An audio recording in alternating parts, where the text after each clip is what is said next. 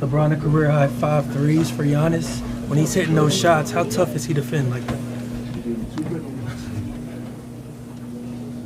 You know what that means? There it is.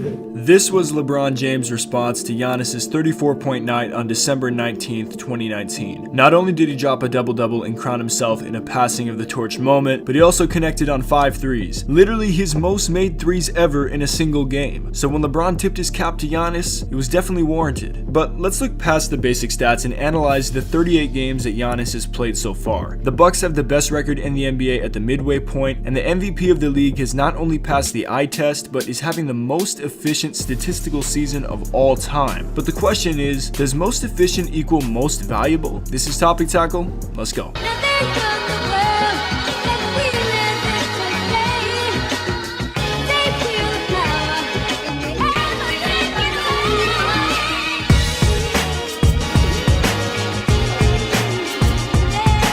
What's good, people? JC3 here, and while Giannis is letting his soul glow, his sole goal is to win a title, and his stats show that he is doing everything possible to make that happen. In fact, Giannis' player efficiency rating sits atop the leaderboards in NBA history, nearly an entire point above Wilt Chamberlain's 1962-63 season. But really, what is PER? According to Basketball Reference, this advanced stat is a per-minute rating developed by ESPN columnist John Hollinger, who says the PER sums up all a player's positive accomplishments, subtracts the negative accomplishments, and returns a per-minute rating of a player's performance. Accomplishments such as field goals, free throws, three-pointers, assists, rebounds, blocks, and steals are weighed against negative results such as missed shots, turnovers, and personal fouls. All the numbers are inserted into this formula, which is adjusted to a per-minute basis, league pace, and team pace of play. Bottom line, this formula works, as the most efficient statistical seasons of all time are accompanied by a high PER, considering that the average is 15. And taking a brief step away from the numbers, it's no surprise that Giannis is the most efficient player in basketball. His 6'11" frame and aggressive play style allows him to score most of his buckets in the paint and above the rim. He's a big that can handle the ball and run the floor like a guard, leading to fast break opportunities. And I can't help but bringing up the fact that this man has 34 double-doubles and 3 triple-doubles in 38 games. He dominates nearly every night and is a direct contributor to the Bucks' winning ways. So we know that Giannis checks the PER box, but how much value does he add to his team when he's on the floor as opposed to a bench player? This is where we can look into Hollinger's value added stat, and the reason it's useful is because it allows us to compare players who played in disproportionate amounts of games.